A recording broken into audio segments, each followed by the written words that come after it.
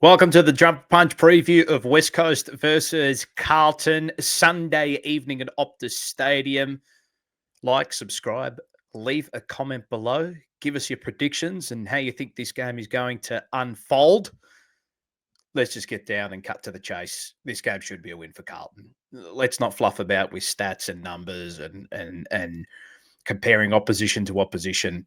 This should just be a fait accompli win. There's no mucking about here. If West Coast get anywhere near us, and if this game is live with 10 minutes to go in the last quarter, I think everybody knows we're on struggle street at the moment when it comes to performances. I think this will just cap it off. But just to quickly go through the numbers, score sources, differentials from stoppages, way ahead of West Coast. Differentials in turnover. Differential from stoppages, we are plus 5.3 on the competition. West Coast is minus 13.7. Differential from score sources in turnover, we are minus 1.1. West Coast is minus 21.2. Score origin, defensive half, we are minus 2.2. West Coast is minus 15. Score origin from forward half, Carlton is plus 3.9. West Coast is minus 15.4. Centre bounce score origin, Carlton is 0.8, so just ahead of the ledger, and West Coast is minus 5.9. Statistically, this should be a very, very comfortable win. And based off what we did to them at Adelaide Oval only about 2 months ago to get our first win for the season, this should be a very, very comfortable performance and a very, very comfortable win. West Coast is a little more depleted than what they were coming into this game against us for the second time around. Jake Waterman out for them is big. It should mean that I don't want to see our defenders have good games because that means that they're defending a lot, but it should mean that when West Coast does go forward, that our aerial prowess and presence should be able to handle anything that West Coast throws our way, and our pressure around the ball should force West Coast long and high, and that should then in turn favour the way in which we want to move the ball and control the air on Sunday evening. So, again, this game will say more about, well, I don't even know if it will say anything about us, to be quite honest. I think the game last week against Essendon, the home game, we were up by 6-7 goals again against inferior opposition and an injury-depleted opposition. To let them back in the game, those, I wouldn't even say lapses because it's a progressive it's a progressive drop-off in those games over a 60 to 70-minute period. It was the same against Richmond.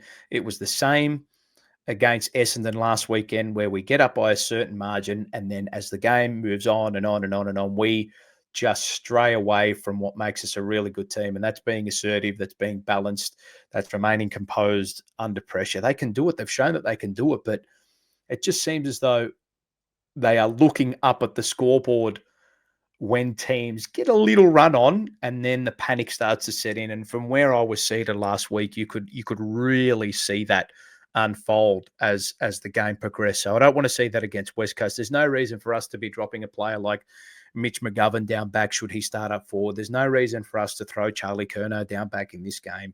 There's no reason for us to go into this game with a conservative mindset when it comes to player by player and player opposition and player by line looking at each player. Alex Cincotta, I don't think he needs to tag anybody.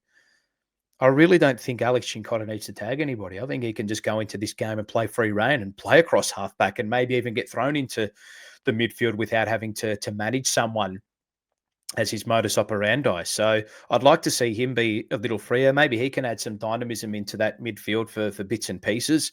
Maybe he can also go up front. He's a bit of a Swiss Army knife when it comes to his run with roles, but I'd like to see him be given a little more free rein in this particular fixture. At training on Wednesday, Harry Mackay was never going to play. He could barely run through.